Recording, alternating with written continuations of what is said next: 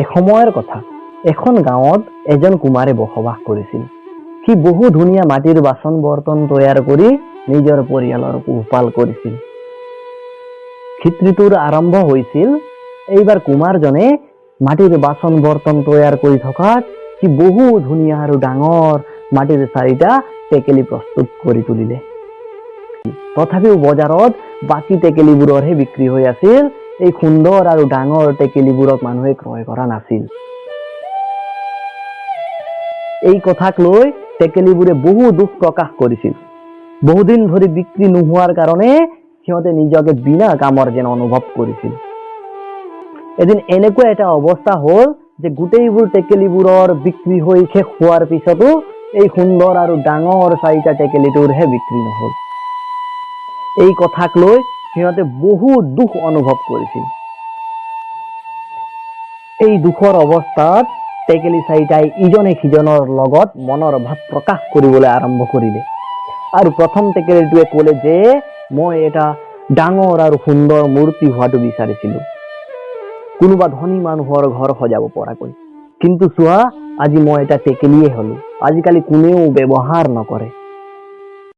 দ্বিতীয় টেকেলিটোৱে নিজৰ দুখ ব্যক্ত কৰিবলৈ আৰম্ভ কৰিলে আৰু ক'লে যে ভাগ্যটো মোৰো বেয়া বন্ধু, মই এটা বন্তি হোৱাটো বিচাৰিছিলো। যদি মই এটা বন্তি হলোহেঁতেন তেতিয়া মই মানুহৰ ঘৰে ঘৰে জ্বলি পোহৰে বিলালোহেঁতেন। আকৌ তৃতীয় টেকেলিটোৱে নিজৰ সময় নষ্ট নকৰাকৈ নিজৰ মনৰ দুখ প্ৰকাশ কৰিবলৈ আৰম্ভ কৰিলে আৰু ক'লে যে কি কৰিবি ভাই, ভাগ্যটো মোৰো বেয়া। মই পইচাক বহুত মৰম কৰো, সেয়ে মই পইচা ৰখা টেকেলি হোৱাটো বিচাৰিছিলো। যদি মই পইচা ৰখা টেকেলি হলোহেঁতেন তেতিয়া মোক মানুহে অতি আদৰেৰে নিজৰ ঘৰত পইচাৰে ডুবাই ৰাখিলেহেঁতেন। নিজৰ কথা কোৱাৰ পিছত 3টা টেকেলিয়ে সেই 4ৰ্থ টেকেলিৰ ফালে চাবলৈ ধৰিলে। এই 4ৰ্থ টেকেলিয়ে 3টা টেকেলিক চাই মিচিকিয়া হাঁহি মাৰি আছিল। 3টা টেকেলিক 4ৰ্থ টেকেলিৰ ব্যৱহাৰ ভাল লগা নাছিল আৰু সিহঁতে ক'লে যে তোমাক টেকেলি হোৱাত কোনো আপত্তি নাই নেকি বন্ধু? 3 মাহ ধৰি আমাক কোনেও ক্ৰয় কৰা নাই, তুমি টেকেলি হোৱাত সঁচাই সুখী নে? 4ৰ্থ টেকেলিয়ে আকৌ মিচিকিয়া হাঁহি মাৰি ক'লে যে তোমালোকে কি ভাবা অ? ময়ো দুখত আছো, কিন্তু মই তোমালোকৰ নিচিনাকৈ দুখ প্ৰকাশ কৰিব নিবিচাৰো। কিন্তু শুনা, ময়ো এটা পুতলা হোৱাটো বিচাৰিছিলো। ল'ৰা ছোৱালীয়ে মোৰ লগত খেলি আনন্দত মতলীয়া হ'লহেঁতেন আৰু ময়ো সেই তেতিয়া আনন্দত মতলীয়া হলোহেঁতেন। আমি হতাশাত ভাঙি পৰিব নালাগে, নিজকে শূন্য অনুভৱ কৰিব নালাগে। আমাৰ এটা সপোন বাস্তৱত পৰিণত নহ'ল, পৃথিৱীত অৱসৰৰ কোনো অভাৱ নাই। এটা অৱসৰহে হেৰুৱালো, পৃথিৱীত বহুবোৰ অৱসৰে আমালৈ অপেক্ষা কৰি থাকিব পাৰে। মাত্ৰ ধৈৰ্য ধৰা আৰু অপেক্ষা কৰা, ভাল দিন বা সুখৰ দিন আহিবই।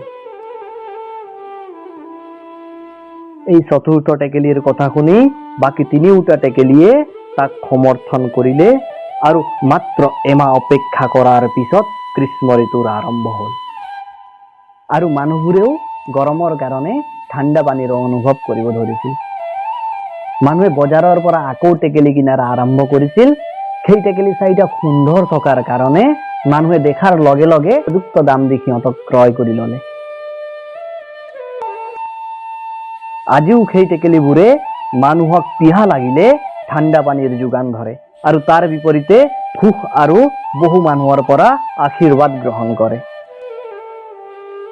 বৰ্তমান টেকেলিবোৰ যি কৰ্মত ব্যস্ত হৈ আছে সিহঁত বহুত সুখী আৰু নিজকে গৰ্ব অনুভৱ কৰে। এই কাহিনীৰ দ্বাৰা আমি আমাৰ জীৱনৰ বাবে বহু ভাল শিক্ষা লাভ কৰিব পাৰোঁ। পৃথিৱীত এনে বহু মানুহ আছে যিবোৰে বহুবাৰ চেষ্টা কৰাৰ পাছতো নিজৰ সপোন বাস্তৱত পৰিণত কৰিব নোৱাৰে আৰু ভাঙি পৰে, নিজকে অসক্ষম বুলি অনুভৱ কৰে আৰু নিজৰ কপালক বা বেলেগক দুখ দিব ধৰে।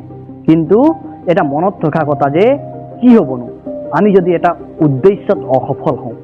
যদি এনেকুৱা হয় তেতিয়াহ'লে কেতিয়াও নিজকে অসফল বুলি ভাবিব নালাগে। এটা অৱসৰ হেৰুৱালেও আন এটা অৱসৰে আপোনাৰ বাট চাই থাকিব পাৰে। বাৰে বাৰে অসফল হৈ থাকিলেও ভয় খোৱাৰ কাৰণ নাই।